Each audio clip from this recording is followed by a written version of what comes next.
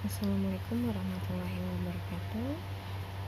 Selamat berjumpa kembali di mata pelajaran sejarah peminatan di kelas 10 IPS. Nah, untuk pertemuan kali ini saya akan membahas materi di bab 4, yaitu kita akan bicara tentang manusia dalam lintasan sejarah evolusi. Sebelum kita masuk dalam materi, sebenarnya apa teori revolusi itu dan siapakah yang mengemukakan teori ini? Mungkin sebelumnya kalian pernah mendengar istilah teori evolusi, dan mungkin kalian juga pernah mendengar tokoh yang mengemukakan teori evolusi tersebut.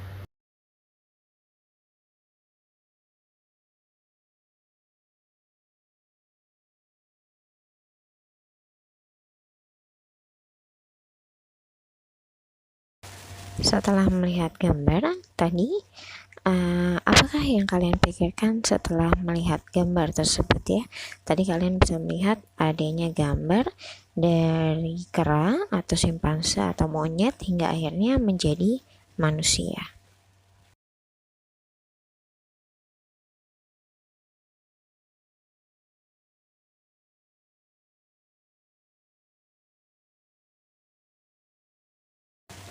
Menurut kalian, apakah sama kedua objek pada gambar tersebut? Tapi di sini bukan berarti saya ingin mengungkapkan atau ingin mengatakan bahwa dua objek pada gambar tersebut merupakan suatu hal yang sama.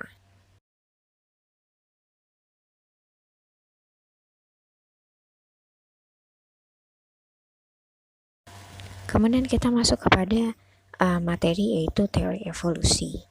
Orang yang pertama kali mengemukakan teori evolusi sebagaimana yang dipertahankan dewasa ini adalah seorang naturalis dan ahli geologi yang berasal dari Inggris yang bernama Charles Robert Darwin. Dimana di sini kita tahu bahwa dia lahir pada 12 Februari 1809 dan wafat pada tanggal 19 April 1882. Darwin atau Charles Darwin di sini dia tidak pernah mengenyam pendidikan formal di bidang biologi. Ia hanya memiliki ketertarikan amatir pada alam dan makhluk hidup. Minat tersebut mendorongnya bergabung secara sukarela dalam ekspedisi pelayaran dengan sebuah kapal yang bernama HMS Beagle yang berangkat dari Inggris pada tahun 1832 dan mengarungi berbagai belahan dunia selama 5 tahun.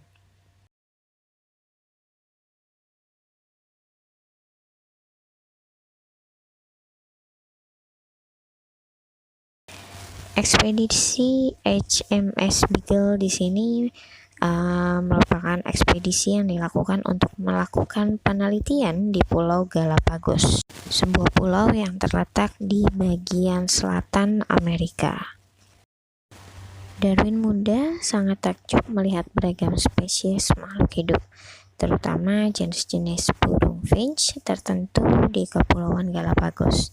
Ia mengira bahwa variasi pada paruh burung-burung tersebut disebabkan oleh seleksi alam.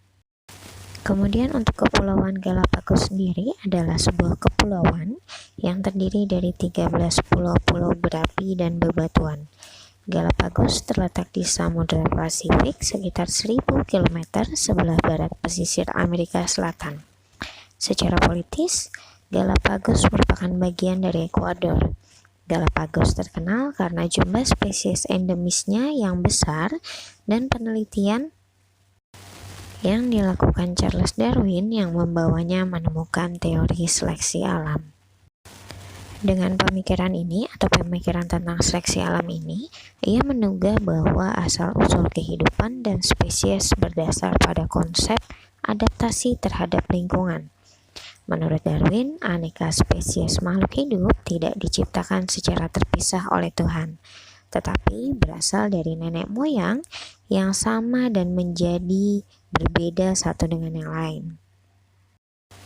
Hipotesis Darwin tidak berdasarkan penemuan atau penelitian ilmiah apapun, Tetapi kemudian ia menjadikannya sebuah teori monumental berkat dukungan dan dorongan para ahli biologi materialis terkenal pada masanya. Gagasannya menyatakan bahwa individu-individu yang beradaptasi pada habitat mereka dengan cara terbaik akan menurunkan sifat-sifat mereka kepada generasi berikutnya. Sifat-sifat yang menguntungkan ini lama-kelamaan terakumulasi dan mengubah suatu individu menjadi spesies yang sama sekali berbeda dengan nenek moyangnya. Atau asal-usul sifat-sifat yang menguntungkan ini belum diketahui pada waktu itu. Menurut Darwin, manusia adalah hasil paling maju dari mekanisme ini. Darwin menamakan proses ini evolusi melalui seleksi alam. Ia mengira telah menemukan asal-usul spesies, di mana suatu spesies berasal dari spesies lain. Ia mempublikasikan pandangannya ini dalam bukunya yang berjudul The Origin of Species by Means of Natural Selection pada tahun 1859. Darwin sadar bahwa teorinya menghadapi banyak masalah. Ia mengakui ini dalam bukunya pada bab Difficulties of the Theory. Kesulitan-kesulitan ini terutama pada catatan fosil dan organ-organ rumit makhluk hidup, misalnya mata, yang tidak mungkin dijelaskan dengan konsep kebetulan dan naluri makhluk hidup. Darwin berharap kesulitan-kesulitan ini akan teratasi oleh penemuan-penemuan baru.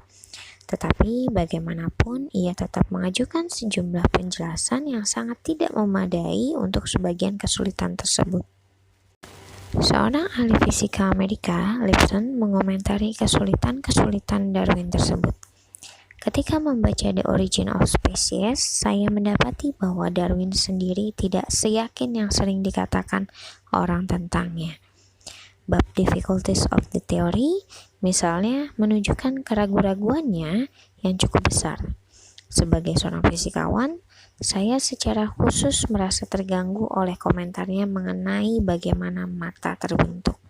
Di sini juga menjelaskan bahwa sebenarnya banyak ahli yang meragukan teori dari Charles Darwin itu sendiri, karena yang kita ketahui tadi bahwa Charles Darwin tidak pernah mempelajari biologi.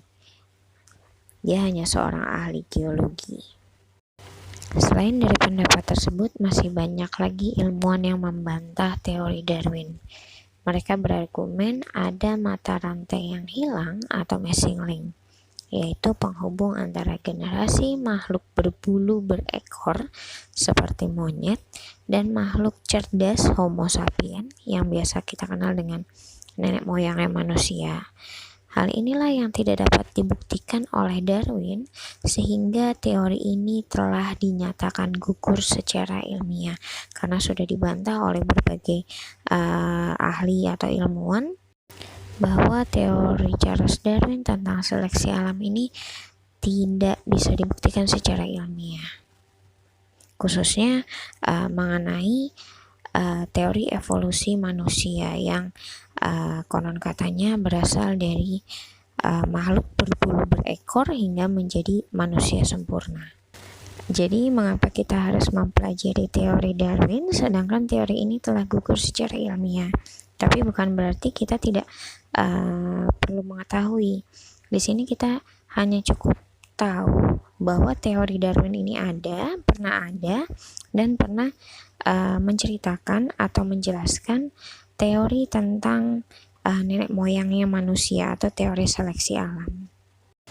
Alasan kita harus mempelajari teori evolusi adalah meningkatkan keimanan dan ketakwaan kita kepada Allah Subhanahu wa Ta'ala, kemudian memperluas hasanah pengetahuan, meningkatkan semangat untuk berpikir ilmiah, dan mendorong kita melanjutkan penelitian ilmiah lebih lanjut mengenal manusia.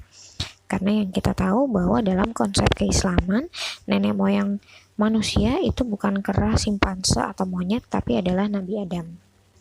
Kemudian dalam teori evolusinya Charles Darwin, di sini ada primata sebagai kerabat terdekat dari manusia.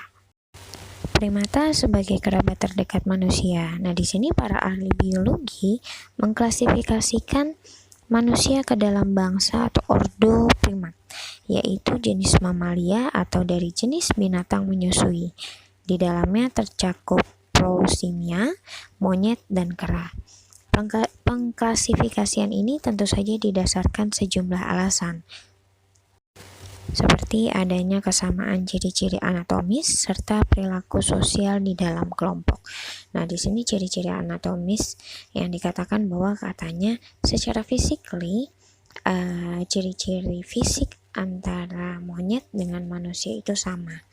Serta perilaku sosial di dalam kelompoknya, maksudnya di sini adalah adanya ciri-ciri yaitu senang grooming atau membersihkan.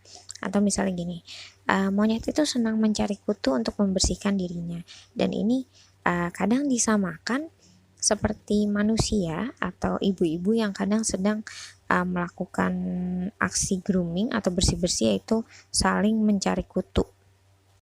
Bahkan menurut penelitian, penyakit yang dialami oleh monyet itu hampir sama dengan penyakit yang dialami oleh manusia.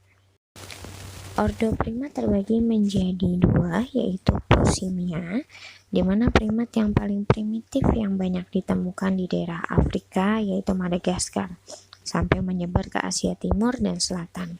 Ciri-cirinya bentuk tubuhnya kecil, lebih menyerupai binatang pengerat, dan kemudian memiliki ekor dan berjalan dengan 4 kaki. Kemudian ada Anthropedia, di mana ciri-cirinya memiliki tubuh yang lebih besar dan mirip sekali dengan manusia, berjalan dengan 4 kaki tetapi masih bisa berdiri tegak bila ingin meraih pohon. Keluarga Anthropedia yaitu Ceboidea atau monyet dunia baru, Cercopithecodea atau monyet benua lama, dan Homidiae. Nah, di sini mungkin saya bisa menjelaskan sedikit bahwa sebenarnya ada kekeliruan dari teori Charles Darwin yang mengatakan bahwa nenek moyang manusia itu adalah kera, karena dilihat dari kesamaan fisik yang dimiliki kera dan manusia. Kalau saya di sini mencoba meluruskan bahwa mungkin sebenarnya bukan hewan ya, tapi tetap manusia purba yang berevolusi dari yang awalnya mereka berjalan dengan tangan dan kakinya, berjalan bungkuk, hingga akhirnya mereka menjadi manusia sempurna yang berjalan dengan 2 kaki dan tangan untuk meraih makanan yang ada di pohon. Jadi tidak ada yang namanya nenek moyang manusia itu adalah sebuah binatang. Jadi tetap manusia yang berevolusi atau berubah sesuai dengan seleksi alam yang tadinya berjalan bungkuk, karena mereka mendapatkan makanannya hanya di sekitaran tanah, makanannya di bawah, hingga akhirnya makanan tersebut gak hanya dia peroleh di sekitaran tanah atau di bawah, akhirnya manusia itu juga akhirnya sadar bahwa makanan itu bisa dia dapatkan tidak hanya yang di sekitaran tanah tapi juga yang di atas, seperti di pohon-pohon. Makanya yang tadinya ia postur tubuhnya bungkuk hingga akhirnya sekarang menjadi posturnya tubuh sempurna, yaitu berdiri tegak.